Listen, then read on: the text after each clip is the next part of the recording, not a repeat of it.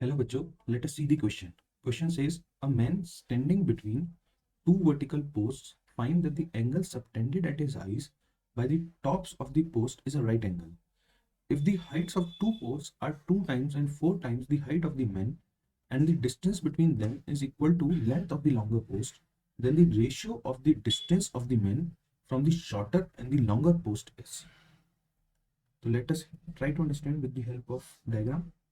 तो AB जो है हमारा, दिस इज द मैन, ठीक है। तो let us suppose the height of the man is h। तो सी डी जो होगा हमारा वो शॉर्टर पोल हो गया, और जो हमारा ई एफ है this will be longer pole और post, whatever you want to से।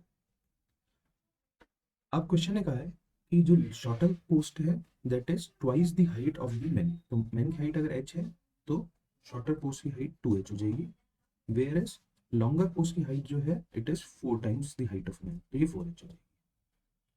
ऑल्सो जो हमारी डिस्टेंस है between the post D F वो भी हमें इसके इक्वल दी है लॉन्गर पोस्ट की हाइट के इक्वल, तो वो भी 4h हो जाएगी।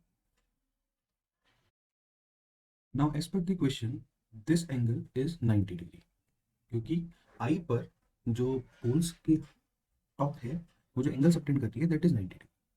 अब लेट अस कंसीडर कि ये एंगल थीटा है, तो ये एंगल कितना हो जाएगा, ये 90 प्लस थीटा और स्ट्रेट लाइन है तो टोटल 180 डिग्री। तो 180 में से 90 प्लस थीटा माइनस करेंगे तो this angle will come out to be 90 minus theta.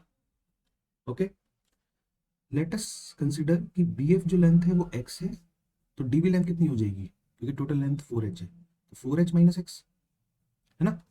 और क्वेश्चन हमसे पूछ क्या रहा है, क्वेश्चन हमसे पूछ रहा है कि जो बी एफ है और डी एफ है, सॉरी बी एफ है और बी डी है, उनका रेशियो क्या होगा, शॉर्टर टू लॉन्गर, है ना। तो शॉर्टर को ऊपर लिखना है, लॉन्गर को नीचे लिखना है। तो इसको रब करते हैं, तो we can write it as B D by B F.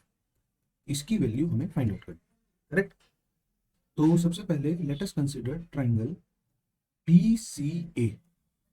तो पी सी ए में ये एंगल 90 डिग्री है, तो हम कह सकते हैं 10 90 minus theta will be equal to P C by P A. तो this implies 10 90 minus theta will be cot theta, और पी सी की लेंथ कितनी है small h, upon P A की लेंथ कितनी है 4h माइनस एक्स। अब देखो ये लेंथ h कैसे आई, क्योंकि ये पूरी लेंथ 2h थी।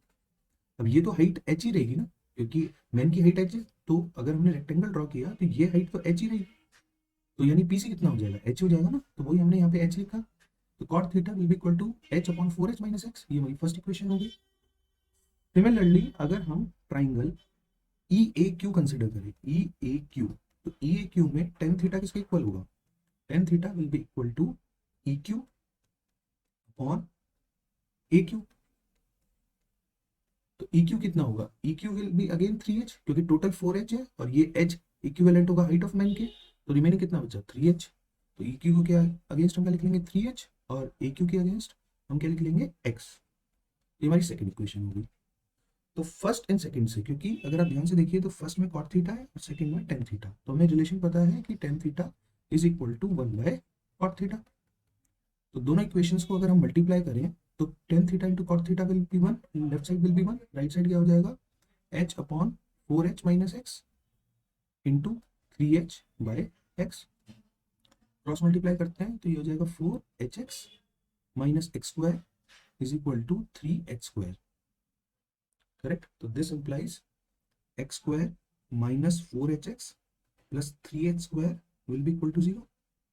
दिस इंप्लाइज ये क्या हो जाएगा, अगर इसके फैक्टर्स करेंगे तो x माइनस 4h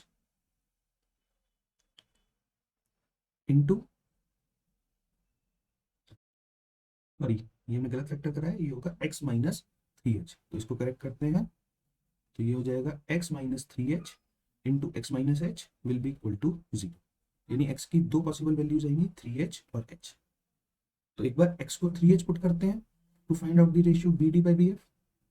तो B D by B F will be equal to, दूसरा कलर यूज करते हैं, तो B D by B F will be equal to, B D हमारा कितना था 4h minus x, upon D F कितना था, तो अब x की जगह अगर हम 3h पुट करेंगे तो ऊपर न्यूमरेटर हो जाएगा h और डिनोमिनेटर हो जाएगा 3h, तो रेशियो विल बी 1/3।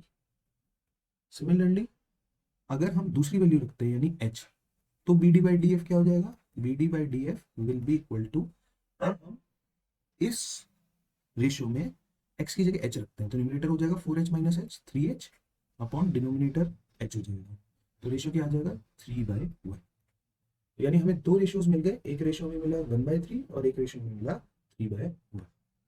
तो from the options A is a correct option and D is a correct option. I hope you understood well. Thank you.